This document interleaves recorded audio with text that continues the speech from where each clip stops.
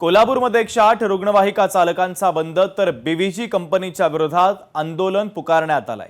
कंपनीकडून वैद्यकीय मदत होत नसल्याचा आरोप करण्यात आला। कंपनीने तात्काळ मदतीची भूमिका घ्यावी अशी मागणी करण्यात आली। तर आंदोलनामुळे वैद्यकीय सेवांवर परिणाम होण्याची शक्यता आहे।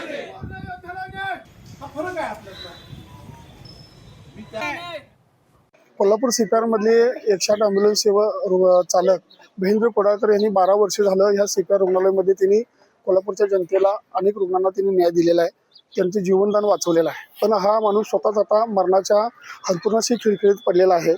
त्यांना ही सेवा देत असताना त्यांना इन्फेक्शन होऊन मोटो न्यूरॉन हा आजार त्यांना झालेला आहे आणि गेले 9 महिन्यापासून आम्ही कंपनीकडे वारंवार मागणी करत आहोत की त्यांना तुम्ही आर्थिक मदत करा म्हणून। सगळ्यात महत्त्वाची गोष्ट पहिल्यांदा महेंद्र कोडाळकर यांना आर्थिक मदत ही मिळालीच पाहिजे, पण ज्या अधिकाऱ्याच्यामुळं त्यांना निधी मिळण्यासाठी वेळ लागला, विलंब लागला, त्या अधिकाऱ्याचं पहिल्यांदा पहिल्यांदा कंपनीनं निलंबन करावं अशी आमची मागणी आहे।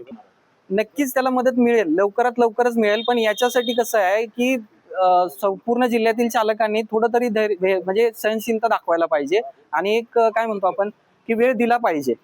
असं तात्काळ इमर्जन्सी सर्व्हिसमध्ये त्यांनी जे निर्णय घेतलेला आहे की 2 दिवसापूर्वी एक निवेदन देऊन मला आज त्यांनी स्ट्राईक करतायत, मग त्याच्या संदर्भात सुद्धा आपण पत्रव्यवहार केलेला आहे वरती की हेच, पण त्यांना हे समजून घेण्याची त्यांची मानसिक तयारीच नाहीये की आपण चर्चेअंती हा विषय हे करूया। लोकशाही मराठी ऐका, पहा, जागरूक रहा।